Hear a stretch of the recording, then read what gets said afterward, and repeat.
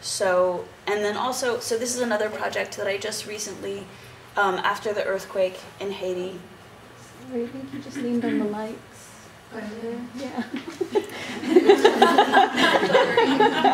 I don't know which one it is. Don't lean on the Oh no! Just press them all and just... There we go.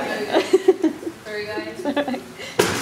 Okay, so like, I mostly am a visual artist, but I think I'm sort of constantly thinking about how do you make things that are actually really impactful in life, right? There's like this kind of approach of like when I made the drawing about Juarez, I was sort of, it's almost more in that kind of awareness way, like you want to make something that like speaks about something, but I often feel, even though I love that and I totally respect that, I sometimes really get this sense of just wanting to be like one step more concrete and be like, but how do you actually make something? And like, and still be an artist and still think about things creatively, but actually make something which tangibly impacts people's lives in some way that's for the better. And so when the earthquake hit Haiti, I was in the middle of studying architecture. And so I hatched a plan with my collaborator Ben Wolf, and we decided that we would learn the style of architecture that was invented by an architect named Nader Khalili, who sort of spent his life trying to basically like work on humanitarian housing needs. And then we went to Haiti and we found a partner in this group, the Mango Growers Association. And so our thought was that we were going to learn this style of architecture, which is like quite, it's like super fucking strong. It's like quite nearly indestructible, and it uses local resources, and it's like much cheaper than a lot of other building styles. And that we would build a community center, and in doing so, sort of teach the style and see if it fit the, if it made sense in Haiti. How is the style called? It's called Super Adobe. Okay. But look how cute these little boogers are. So, yeah. Okay.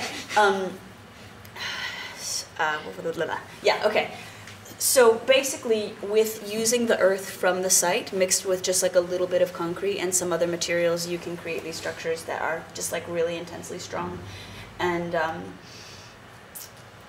And everyone said, like, we took a trip and we were sort of like just exploring around, like, would this really make sense in Haiti? Here we used the rubble from some of the deconstructed houses as like backfill for the foundation. And everyone that we spoke with said, if you're gonna build anything that's like really new in Haiti, even if it's in a situation where people have lost their homes, like no one wants to have the weird thing. So it has to be a community center. Yeah, like nobody wants to be the one guy with the weird house that nobody understands. And so they were like build a civic structure first. Like everyone kept saying that. And so when we met the Mango Growers Association, they were like, oh, we've actually been going to build a community center here for a couple of years because we do like adult literacy classes, and like, you know, the like old guys don't want to like be seen like by their sons, and they're just like learning to write their name, and they want to have like a little private space and like just a place for like, you know, a lot of life is really lived outside in Haiti, but like still sort of nice to have a gathering place. So sorry, I'm not explaining a lot of this. I'm rushing a bit, but. Anyway, so we built the community center. So we raised enough money to hire people because it seemed like kind of one of the things that was needed the most at that time was really jobs.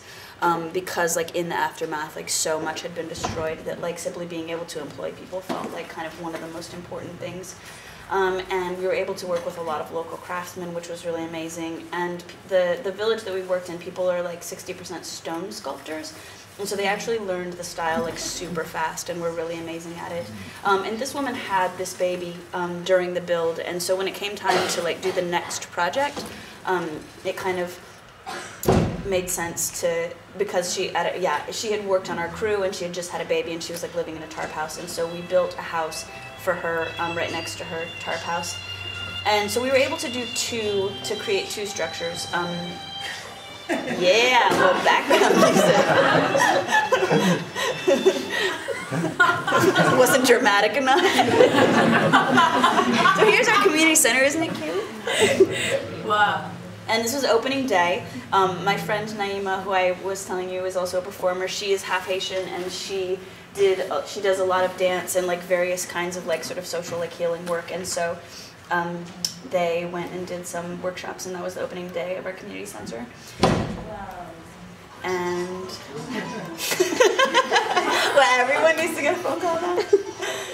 And so we hope to go back. We're actually going to go back probably in about a month, and just sort of have some meetings and be like, okay, what do you guys really think of these houses? Do they work? Are they hot? Are they cold? Do they get rained in? Does it actually make sense here in this climate?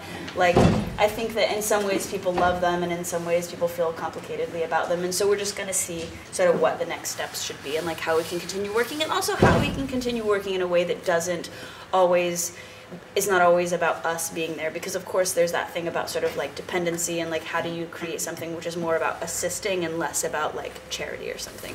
And that's a lot of stuff that I'm totally just learning, and I don't feel like I have a really firm grasp on, and sort of through this process I'm trying to understand more.